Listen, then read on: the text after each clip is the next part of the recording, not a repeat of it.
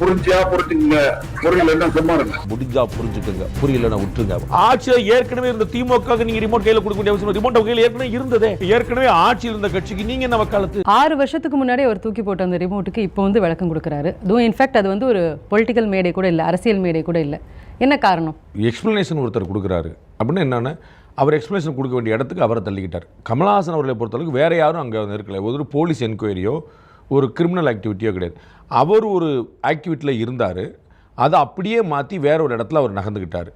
அது ஏன் அப்படின்னு அவங்க எல்லாருக்குமே இந்த கேள்வி எழுந்துக்கிட்டே இருக்குது. அதன் மூலமாக அவருடைய ஓட்டு, அவருடைய இமேஜ் பெருசாக சரிஞ்சது. அதனால் நான் ஏன் இதை செஞ்சேன் அப்படின்னு சொல்ல நேர்ந்தது. இவ்வளோதான். இப்போ வந்து தமிழ்நாடு முழுக்க நம்ம இறங்கி அதிமுக திமுக ரெண்டுக்கும் மாற்றாக கிளம்போன்னு சொல்லி பேய்கரும்பில் அப்துல் கலாம் அவருடைய நினைவிடத்துக்கு போய் மதுரையில் போய் கொடியேற்றி அரவிந்த் கெஜ்ரிவாலை கூட்டு வந்து காங்கிரஸ் பிஜேபிக்கு ஆல்டர்னேட்டிவாக அவர் இருப்பேன்னு சொன்ன மாதிரி ஏடிஎம்கே டிஎம்கே ஆல்டர்னேட்டிவாக நான் இருப்பேன்னு கொண்டு வந்த ஒரு கட்சி டிஎம்கேல போய் சேருதுங்கிற கேள்வி எல்லாருக்கும் எழும். அதில் வந்து ஒன்று அதுவும் வந்து அன்கண்டிஷனலாக நம்ம வந்து நீங்கள் என்ன செய்வீங்க, நான் என்ன செய்வீங்க, அதில் எதுவுமே இல்லாமல் நான் போய் நிற்கிறேன்னா, அப்போ இப்படி வந்து ஒரு கேள்வி மற்றவங்கள்ட்ட அவங்களுக்குள்ளே அவர் கட்சியிலேயே இருந்தவர்கள் இப்போ யார் யாருக்கான்னு திருமதி கமிலா நாசர் இருந்தாங்க, இருக்கிறாருன்னு பாருங்கள். ஒரு ரிட்டையர்டு போலீஸ் ஆஃபீஸர் இருந்தார், இருக்கிறாரான்னு பாருங்கள். இப்போ கோவை சார்லாம் வந்திருந்தாங்க, இருக்காங்களான்னு பாருங்கள். இன்னும் நிறைய மகேந்திரன் இருந்தார், இருக்காரான்னு பாருங்கள். அப்போ அவர் கட்சியிலே இதற்கு முன்னாடி இருந்தவர்கள் பெருமக்கள்லாம் கூட இருக்கிறாங்களான்னு பாருங்கள். அப்போ ஏன் இந்த எக்ஸ்ப்ளனேஷன் கொடுக்க நேர்ந்ததுன்னா அது அவருக்கே தெரியும்.